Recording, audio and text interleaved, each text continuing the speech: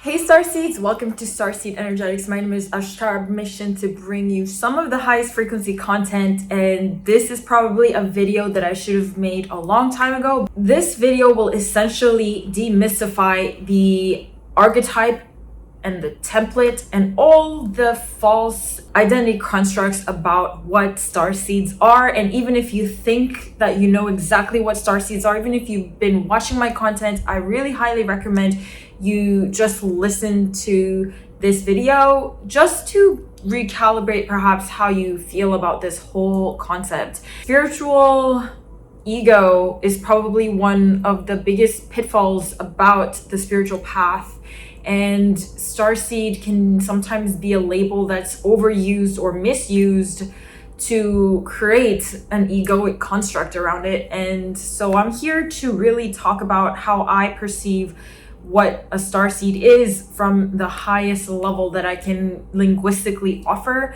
because language is limiting in itself to create constructs around reality, and that is our form of communication.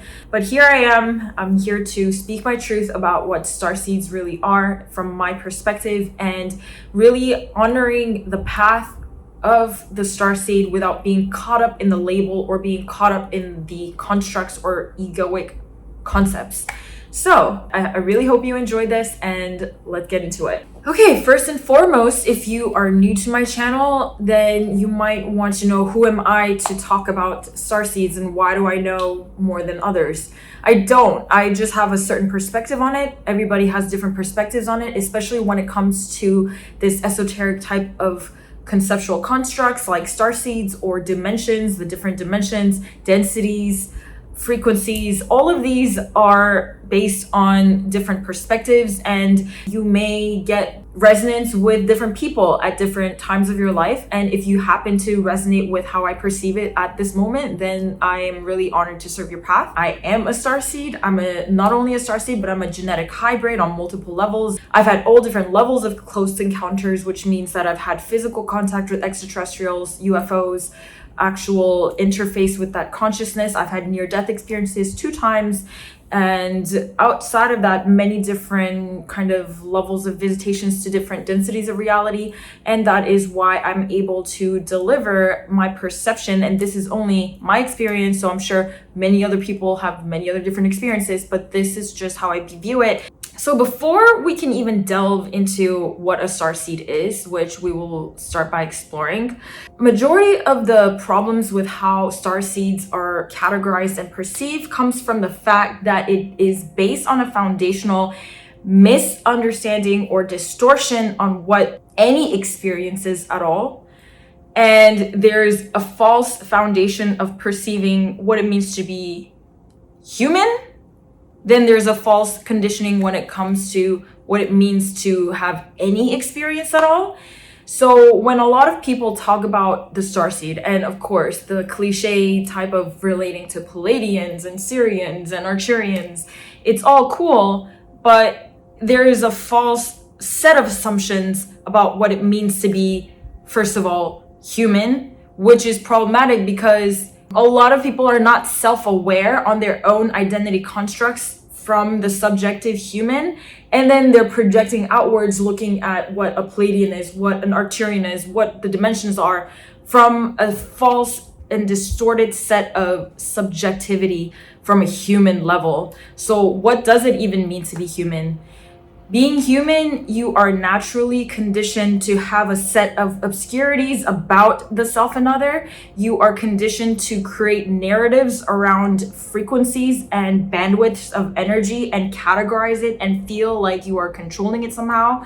You are meant to feel like you are some sort of a separate construct from this one base of intelligence, and it is a gift in some sense, but it also needs a lot of self-awareness to start labeling what other extraterrestrial life forms are or other dimensions at all. Being in this cognitive construct, you are basically a slave until you free yourself, you're a slave to the linguistic patterning of which you use to identify reality. And you are also conditioned to view solidity in a world that is never static. And you are also conditioned to view things in a very linear way when things are never really linear. And linear cognition, one of the primary examples is past, present, and future, which is never really like that. Time is quite spherical. The time-space continuum is not a general linear strip like most people perceive it. And even the dynamic between self and others, like you and me and society, this kind of fractal of energy is quite distorted when you perceive yourself as human. You tend to associate different causes to different effects, which is never really the case. It's actually simultaneous, and people tend to think there's a cause and an effect. And so that those cognitive constructs are the foundational self-awareness you need to really understand what is a starseed. And to me, starseed is a great archetype, even when people teach it or preach it on a certain level of a very egoically distorted sense, like a lot of people teaching about the fifth dimension. And I have nothing against that, because it is part of the progress of reaching towards an anchor point where you are conditioning yourself out of at least the completely conditioned third dimensional linear human construct or a reflection or a hologram. And so it is part of the process. So I do have respect for the teachings, but it is not the complete picture and it is not the whole case. So Starseed, when people start to learn about it and they try to track down their heritage and try to connect with different frequencies, it's great because it does serve as an anchor point to compare the completely constructed human self out of its own prison, cognitive prison, into the infinite spectrums of awareness that it's based on. And this whole notion of extraterrestrials and starseeds, it is a good point to start reaching and grasping outside of the human construct. And I don't mean human in a bad way. Human is the macrocosmically perfect archetype of all there is. And it is the consciousness that is required to basically render this third dimensional reality. So I am not against any of this. I'm just providing my perspectives and using the same kind of language and linguistic constructs to point to something outside of itself. And so that's what I'm doing. But so reaching up to other dimensions, other dimensional like realities, and kind of aspiring towards that and aspiring to make contact or see the reflections of consciousness bubbles that do appear as extraterrestrials to the human experience, that is all, again, a good starting point. But the actual truth of what you are essentially as having any experience at all, understanding these frequencies, is so much more infinite and so much more unfathomable than just simply the construct of extraterrestrials. And let me just tell you, when you actually touch base with higher dimensions and when you actually interact, or when you actually step into the embodiment of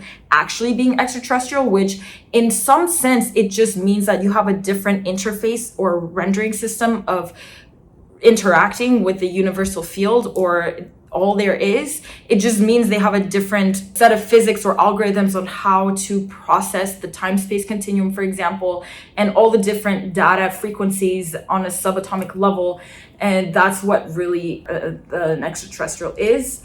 But once you actually step into the higher dimensions, because a lot of people have this false notion that, oh, when you step into this fifth dimensional reality or fifth dimensional Earth, it's just like this reality, but it's just so much more happier, so much more love, there's radiant colors, and everyone's just more connected. Like, I'm not really sure I agree with that. As soon as I step outside of the third dimensional rendering, I tend to vortex into like really high densities. And when I'm talking about these numbers of dimensions, I need you to really step outside of your cognitive linear mind and try not to grasp onto the mathematics of the numbers. It's just some bandwidth of anchor points for your subconscious mind. But every time I go outside of my body, like outside of the third dimensional linear cognitive construct or the prison planet, or this physical reality, and say, for example, step into another dimension or experience myself outside of this human construct, which most of them occur very, very naturally without me needing to do any kind of drugs, nothing at all like that, just sober-minded. I have blasted into other dimensions just like multiple occasions.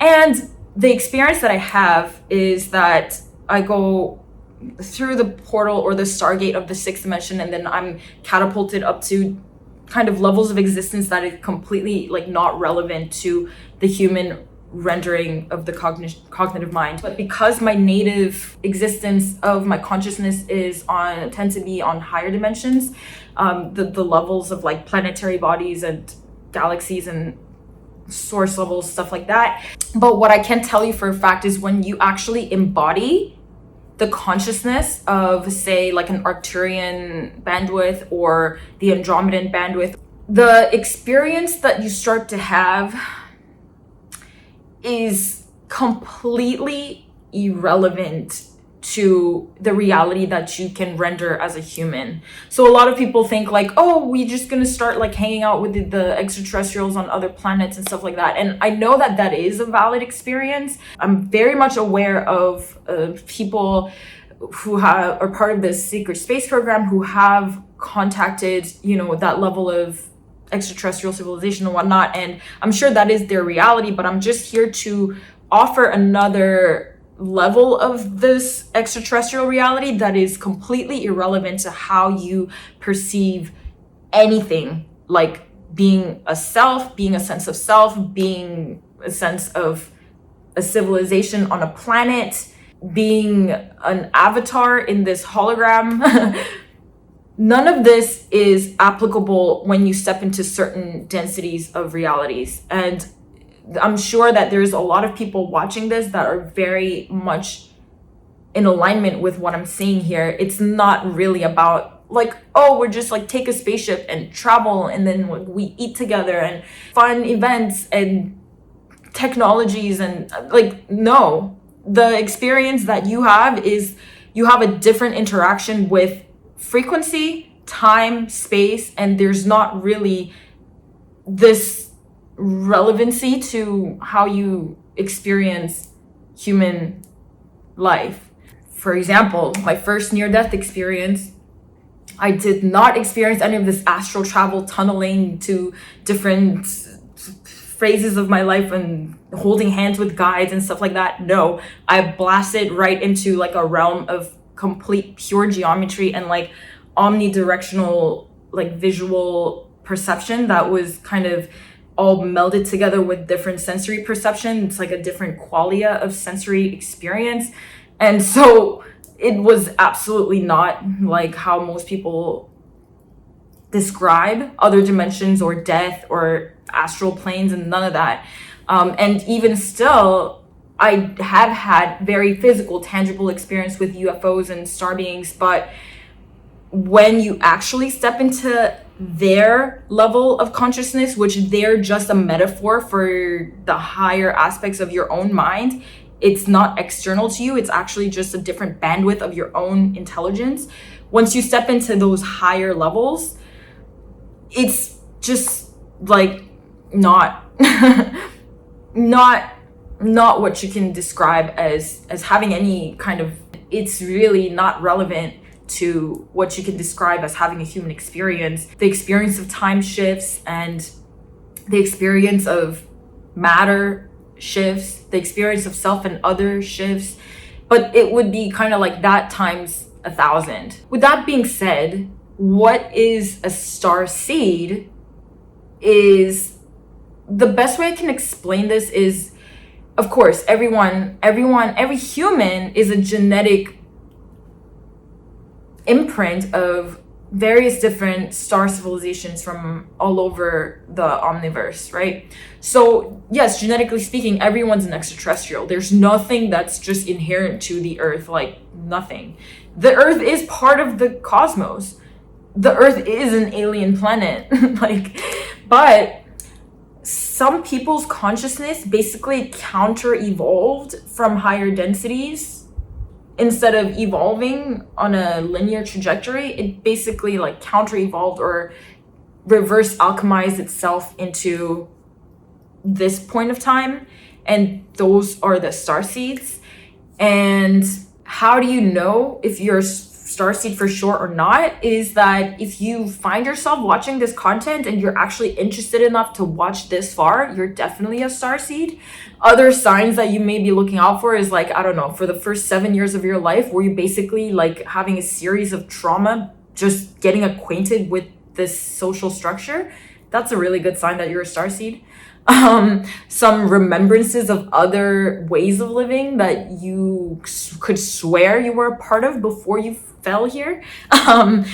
Anyway, that aside, it's really generalized if you think about it. Like if you think about the Pleiadian star system or the Sirian star system, the Orion star system, there's general themes, but people like to really generalize all of that dimensional realities and populations of that star system. So when I'm talking about this kind of like irrelevant rendering of time, space, and energy from higher densities and, you know, basically at the level of holding together planets and galaxies, I do believe that a lot of people who teach this kind of really dogmatic starseed type of content, those are still relatively projected from a level of mind of the human consciousness that is still quite heavily constructed on a linear level. That's why they are kind of really projecting it to be so relevant to how we really perceive reality as human experiences, which again, that is absolutely not, I'm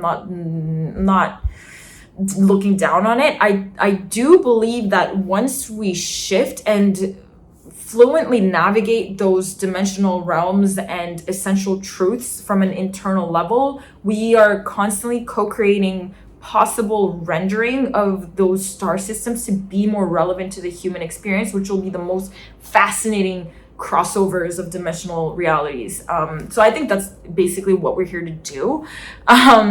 So for example, Arcturian, very, very popular stream of star consciousness, but there's a heavily misconditioned set of programming about the Arcturian star systems. And anybody who ever, by the way, says like, oh, I'm channeling the 12th dimensional, this and that, they have no idea what the F they're talking about. Just, I honor their path, but it just sometimes really makes me a little bit upset when, first of all, number one, it's like people teaching about like Kundalini when they've never actually had a Kundalini legit experience. Like if you ever had an actual Kundalini awakening, unless you were like really gracefully guided through it, like you literally feel like your physical body is on fire. And I remember having these like actual Kundalini blasts. And I remember like one time I was in a meditation retreat and I legitimately thought that the meditation retreat, first, this was how I made sense of it, was like that the meditation retreat people turned up the heat of the meditation room just so that we will remain more equanimous through this type of strange environments. That like it was like a silent retreat, so I couldn't ask anyone, but that's literally what I thought for like 10 days. And I was like sweating and I was like, oh my God, they're turning this room into like a sauna to make sure we're like equanimous. And that was the only way I could make sense of it. And then I realized like they never did that, and it was just my Kundalini energy just bursting. And I was sweating like I don't sweat like that. And then I'm just using this as an example how people like try to grasp concepts and try to spread information about something they don't really know. And the starseed topic is definitely one of those things. Ranting over here, but anyway, so one of the other things too is like when people talk about downloads and like, I just downloaded this idea, I just downloaded this concept, and in truth, what they're actually having are just inspirations. But having an actual interdimensional download is a full body experience where all of your sensory perception goes haywire for a moment, and then your entire dimensional existence just kind of shuffles itself for a second, and then you're back to normal. So that's the type of thing that I just like, Anyway, so for example, it's the essence of Arcturian from my experience.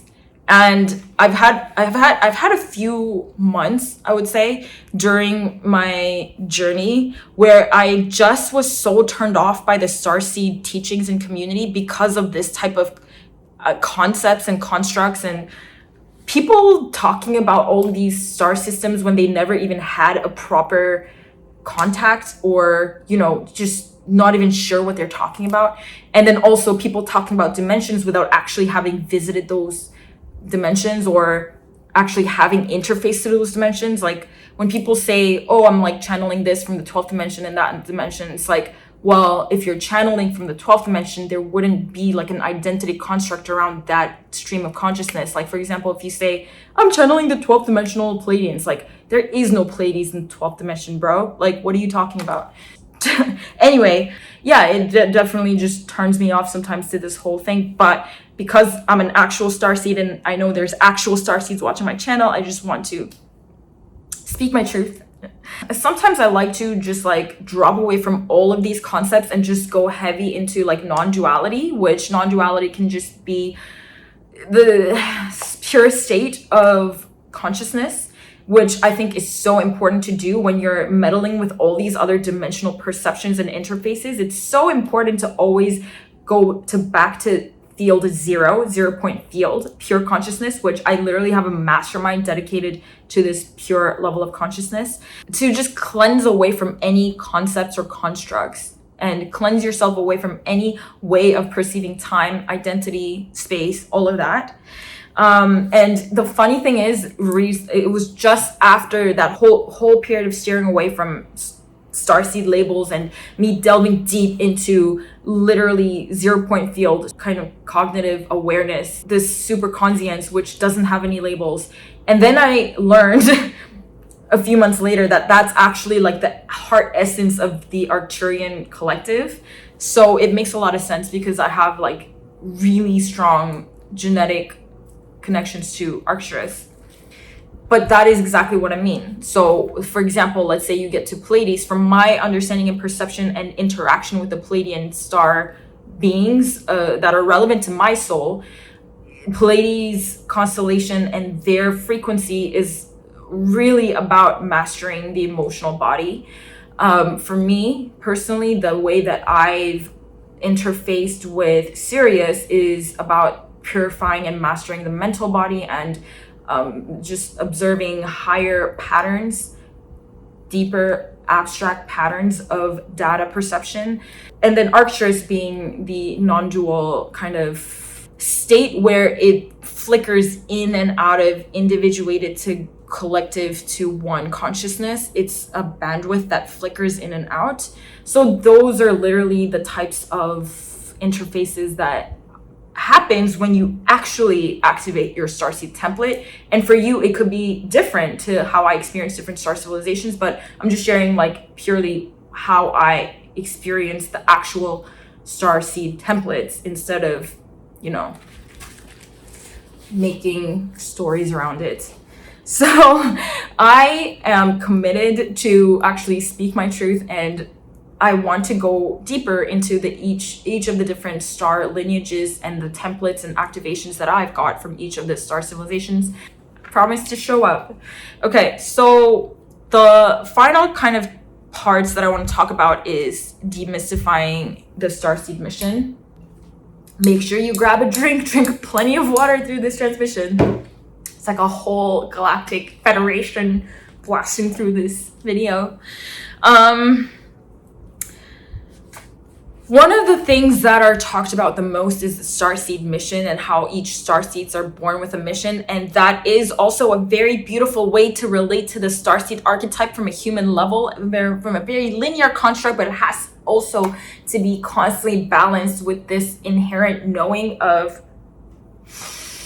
you just being yourself is your mission. You just thriving is your mission. And once you step into your actual alignment to your own soul and your own authenticity, that's your mission and that's it. Whether that just means you literally focus on your breath as much as possible, deepen it, you enjoy your life, you enjoy the sensory experiences that you have as a human, which you really wanted to experience as an alien, like as an extraterrestrial, you just simply vibrating at your authentic frequency, that's your mission and that's it. And then whatever happens in between getting into that state as a default mode is going to translate as this like this mission that you can linguistically process. Like, I'm a sound healer, I'm a musician, I'm a teacher. That is all just a linguistic kind of conceptualization of you just being your authentic self, which that's your only mission. Be grounded here on earth and just be your authentic alignment and move through life in flow, creating the life that you love, which I need to make an entire video about manifestation, and some people might know this, but anyway. And then it's always going to be a multifaceted experience of what your mission is. It's not going to be just this thing that you can describe, or people just misunderstanding what the mission really is. Of course, yes, it is part of the starseed life and archetype, but at the same time, that is a projection from a very linear human egoic construct, which there's nothing wrong with it, but you just need to realize there's a deeper context to what the mission is. And so when a lot of people are like thinking like, oh, my mission isn't activated yet, or I don't know my mission yet, it just breaks my heart, because that's just a human egoic projection of trying to process everything in a linguistic and cognitively bite-sized fast food way. And your starseed mission is just you vibrating in this field of reality and feeling worthy of existence from that. Because a lot of times starseeds, when they're not clear on their alignment, they tend to feel guilty that they're supposed to be doing something to massively change the world. Yes, you will change the world, but the way that you physically will change the world by creating something or birthing a project or creating content or whatever it is, or creating a family, whatever it is simply an outer reflection of the vibrational frequency that you already alter by simply existing here, because you are completely otherworldly as you reverse alchemize your consciousness and then reverse it back to your own state by just existing and breathing and living. And you already, by simply existing, you have a huge vibrational impact on the entire collective. And then once you finally come to realize that, you will see it just kind of pop up as an external mission that you're already doing. Okay, so last but not least, I want to talk about disclosure. It's a hot topic of the New Age community. When is disclosure happening?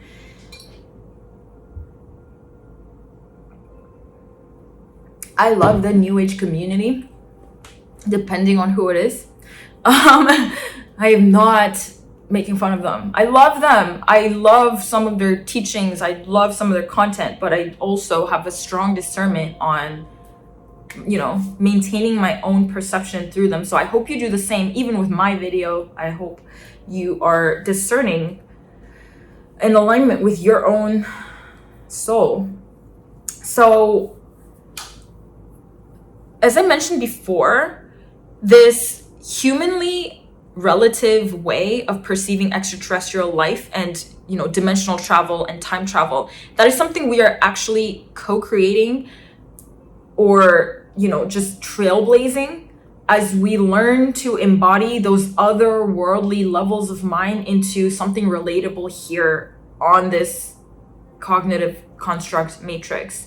And the way that will actually manifest on a consensus reality, that's basically disclosure. But for that to actually happen and reflect those outer circumstances of those otherworldly levels of consciousness, transforming the way you relate with this consensus reality, you have to first do it internally, which means you learn to activate and reach out and resonate with those otherworldly levels of your own mind and have it become relevant and embodied in this consensus reality by just navigating through this consensus reality, being fully authentic with yourself, and not letting go of those cognitive references you have to those higher levels of the mind.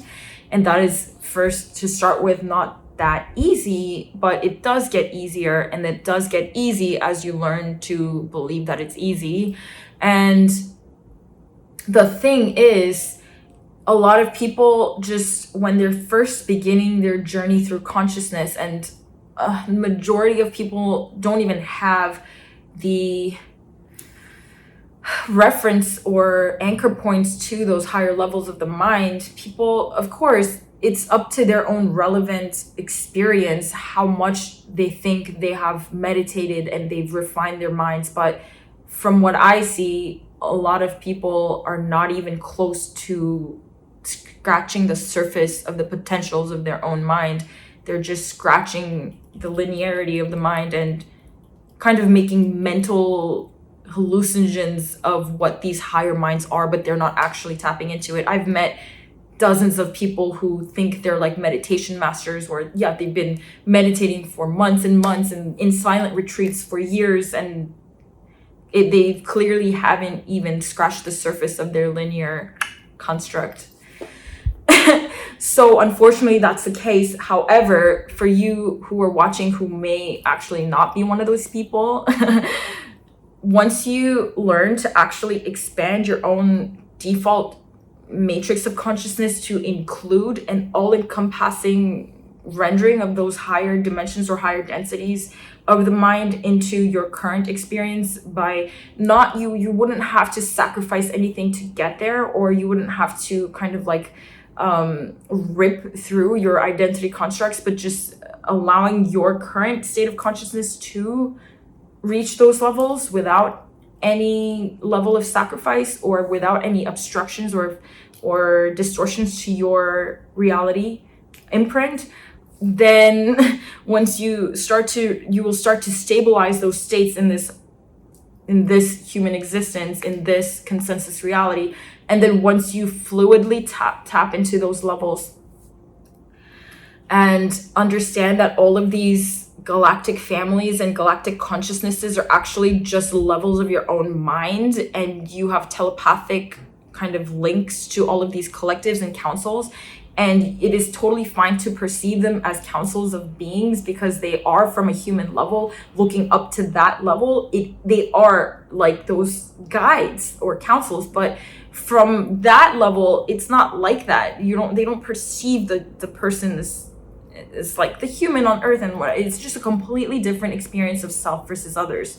But from a human level, it's like, they're just like, oh, these other bubbles of conscious realities and renderings. And then once you learn to really integrate that within your own mind vertically, and just have that as a complete, cross with your horizontal plane here in the space-time continuum, then beautifully, that internal reality will manifest externally, which would mean that we would have the extraterrestrial content, we would have this space and time travel devices, and then we would be able to live a galactic life on the from a relative level to which we can linguistically process it.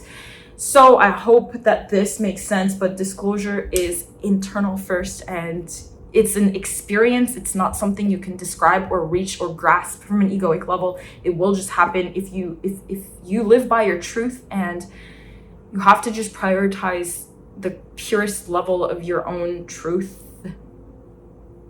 which is not something that you can have any kind of mechanisms to have it. It's gonna fling right open when you have the actual pure intention to do so. So I really do hope that this has been helpful. Please like this video, comment, subscribe to my channel if you haven't. If you like to support my work, and if you want to go deeper into my teachings and transmissions, you can visit my Patreon, where I do a lot of work every month for different tiers. And I want to thank you so much for watching this video. I will see you guys very soon. Bye.